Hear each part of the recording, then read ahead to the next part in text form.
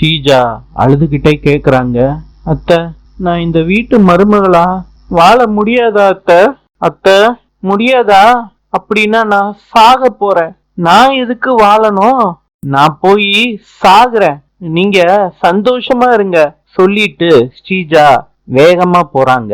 ஸ்ரீஜாவுக்கு அப்பாவா நடிக்க வந்தவரு பதறி போறாரு. ஸ்ரீஜா நில்லுமான்னு சொல்லி கூப்பிடுறாரு. ஸ்ரீஜா கேட்காம வேகமா போறாங்க.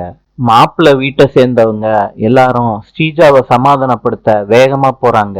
ஸ்ரீஜா மொட்டை மாடியில இருக்க கட்ட சோத்து மேல நிக்கிறாங்க. யாரும் வராதிங்கன்னு திரும்பி நின்னு சொல்றாங்க. கீழே குதிச்சிருவேன்னு எச்சரிக்கை பண்றாங்க ஸ்ரீஜா.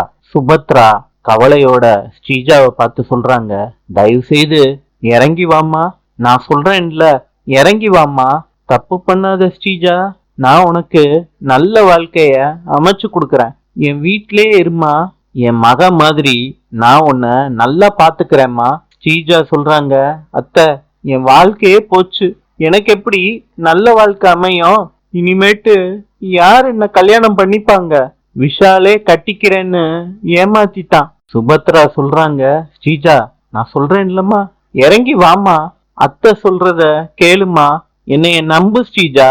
ஸ்ரீஜா சொல்றாங்க, நான் உங்களை நம்புனேன் அத்தை, நீங்க தான் நான் சொன்னதை நம்பல.